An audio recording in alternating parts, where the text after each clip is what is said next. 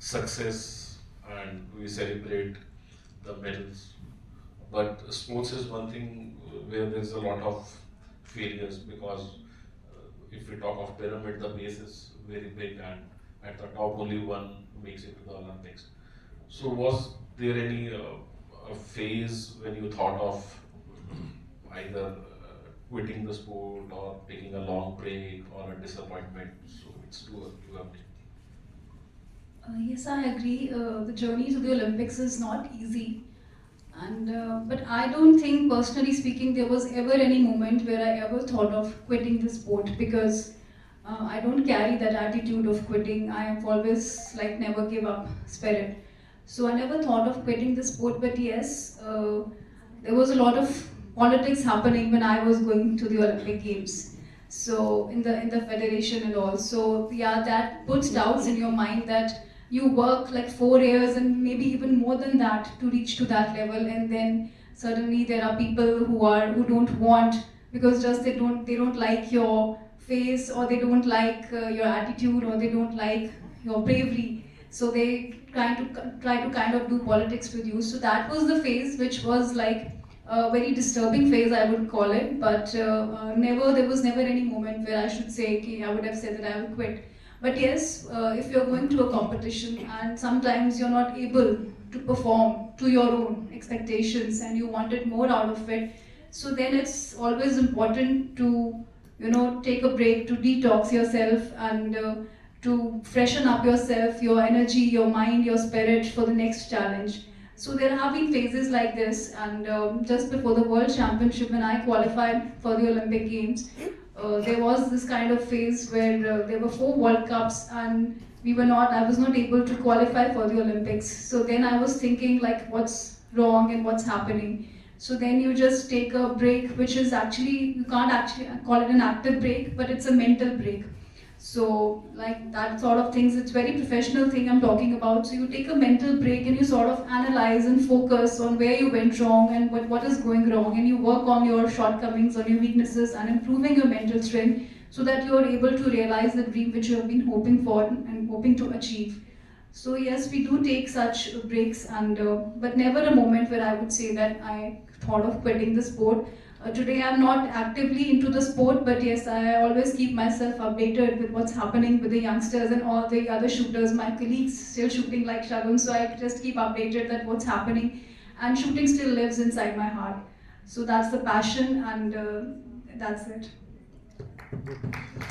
Making it to the Olympics is a great feeling for a player like a country of 100 plus crore population. Now it's about 140, and about 70, 80 or maximum 100 makes it to the Olympics in a cycle of 4 years.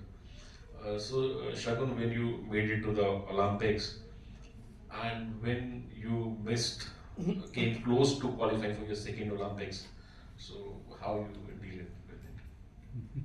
Well, yeah, when I made to the Olympics the first time, it was, I still remember this was the World Championships in Belgrade, and I came fourth in that. And US, China, and I think it was France, they already had the quota. There was only, so what happens in the how you get to the Olympics is not that the country sends you.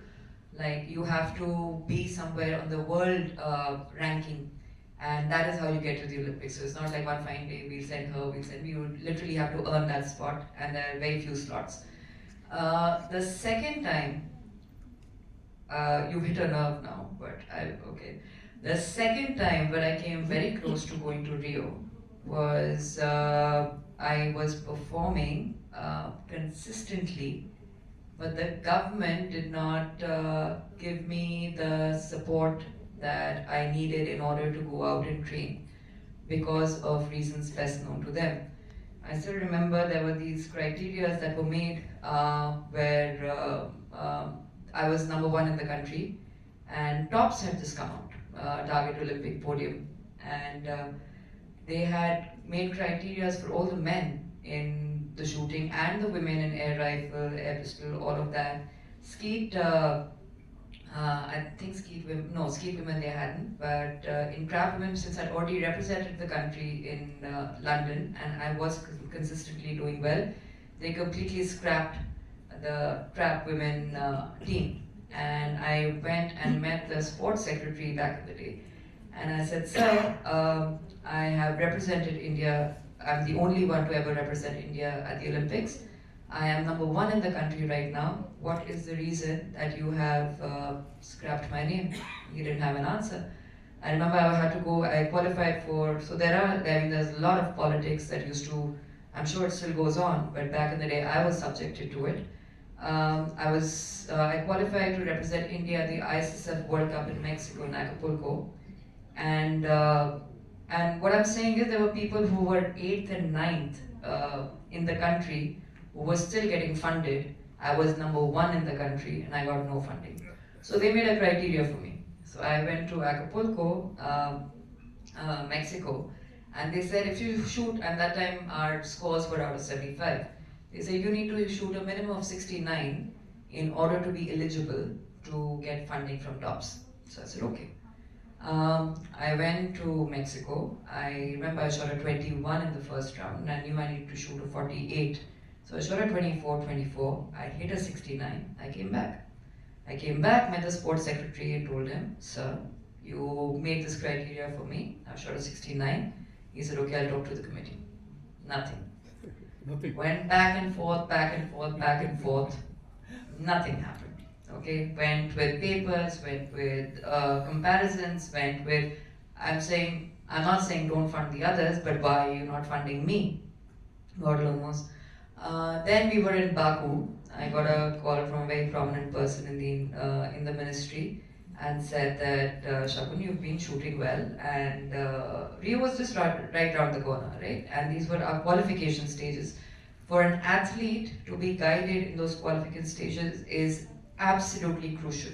You have to have a coach, you have to have an entire team, you have to have your sports psychologist, you have to have your nutritionist. Everything costs money. We don't make any money in shooting. It is literally our passion that takes us here. So there I went. I remember I was going to Baku in Azerbaijan, and I got a call in Italy and said that you shoot well in Baku, and then we'll come back and then we'll talk about it. I said sure. I went to Baku. I shot a 71, 72, won the quota for the Olympics. I think it was Great Britain or something.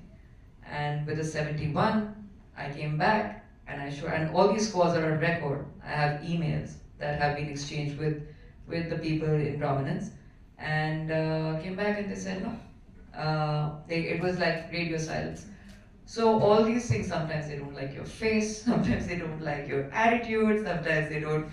But at the end of the day, with sports, I mean, it's all on paper. It's black or white. And then when you are pushed into a corner, that's the time you feel like quitting. That is the time where you go into a corner and you cry, and you say, "Why me? What I'm working hard, but why am I being subjected to this?" But you get up again. You get up again, and you show up the next day. And yeah, I missed out on Rio by a whisker. Tokyo, I was nowhere close. I'll be close. It does deject you, and you feel dejected in terms of where you are trying. So sports is stuff like that. But I'm sure it happens in offices and all also. But like I said, our sporting career is very short. So if you don't make it or break it in those many years, then it's very hard to kind of go forward. And unfortunately, people only talk about the medalists and people who have. You have to understand, it's all about that day. It's all about that moment. But everybody who reaches that stage has been working equally hard with equal dedication, equal sacrifice. So I think everybody has to be applauded. All these kids who are sitting here, who are at the under 17 hockey team, they're all working hard in order to get there. It is that should be appreciated, and that is what will culminate into medals. If you don't support us till the time we are trying, then no way are you going to get those medals.